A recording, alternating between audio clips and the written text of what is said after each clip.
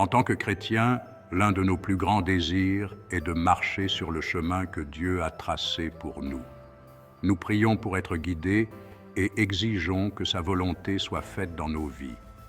Mais comment savoir vraiment si nous sommes sur le bon chemin que Dieu a prévu pour nous?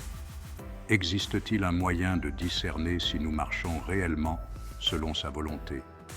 Dans cette vidéo, nous allons voir 4 signes qui montrent, sans aucun doute, que Dieu vous indique que vous êtes sur le bon chemin. 1. Rejet par le monde. Dans Jean chapitre 15, verset 18, Jésus a dit « Si le monde vous hait, rappelez-vous qu'il m'a haï le premier. » En tant que disciples du Christ, nous sommes appelés à vivre différemment du monde.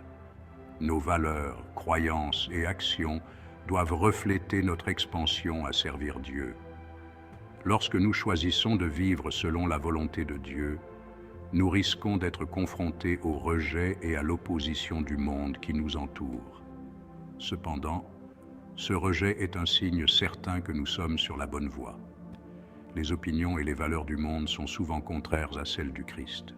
En tant que chrétiens, nous ne devrions pas chercher à plaire au monde, mais suivre plutôt l'exemple de Jésus en vivant une vie sainte et séparée. Si nous sommes d'accord avec la tendance générale du monde, cela peut être le signe que nous n'allons pas dans la bonne direction. La Bible nous dit que Satan est le Dieu de ce monde et qu'il égare les gens de la vérité divine. 2 Corinthiens chapitre 4, verset 4. Par conséquent, si vous ne vous conformez pas aux voies de ce monde, c'est une indication claire que vous êtes sur la bonne voie. 2. Adversité et obstacles. Beaucoup de gens croient que s'ils rencontrent des difficultés ou de l'adversité dans leur cheminement chrétien, cela signifie qu'ils sont sur le mauvais chemin. Cependant, ce n'est pas toujours vrai. En fait, faire face à des obstacles et à des défis peut être le signe que vous marchez effectivement dans la volonté de Dieu.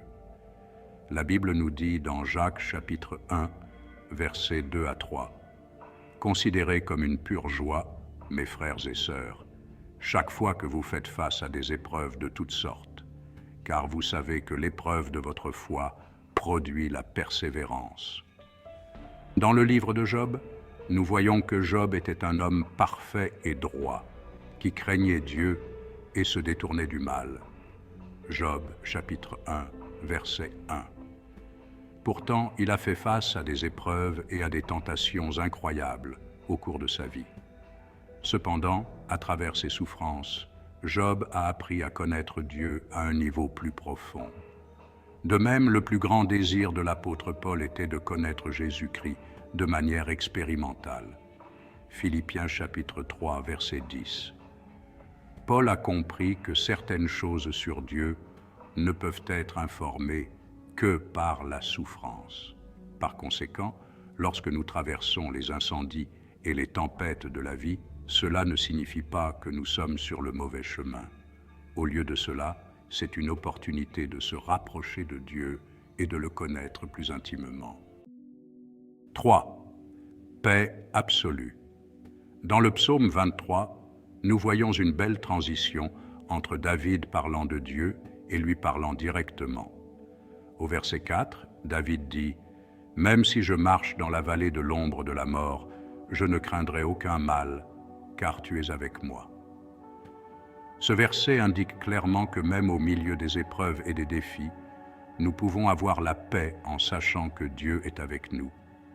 Lorsque nous sommes sur le bon chemin, nous pouvons faire confiance à la direction de Dieu, et il sera avec nous à traverser toutes les tempêtes. La paix absolue ne signifie pas que nous ne connaîtrons pas de défis ou de difficultés. Au lieu de cela, c'est un sentiment de calme et de confiance qui vient du fait de savoir que Dieu est aux commandes. Nous pouvons avoir la certitude qu'il nous orientera dans toutes les circonstances, nous offrant son bâton comme source de réconfort. En tant que chrétiens, nous bénéficions de la paix de Dieu, qui transcende toute compréhension, comme l'indique Philippiens 4, 7. Cela constitue un signe indéniable que nous empruntons le bon chemin. 4. Transformation et sainteté. Un autre signe clair que Dieu dit que vous êtes sur le bon chemin est lorsque vous voyez la transformation et la sainteté dans votre vie. Dans Matthieu 7, versets 13 à 14, Jésus nous dit que la porte étroite mène à la vie et le chemin large mène à la perdition. La porte étroite est le chemin de la sainteté, et ce n'est pas un voyage facile.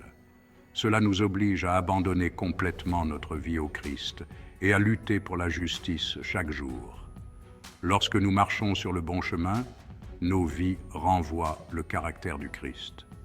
Nous deviendrons plus aimants, patients, gentils et plus maîtres de nous-mêmes. Nos désirs s'aligneront sur la volonté de Dieu et nous chercherons à lui plaire par-dessus tout.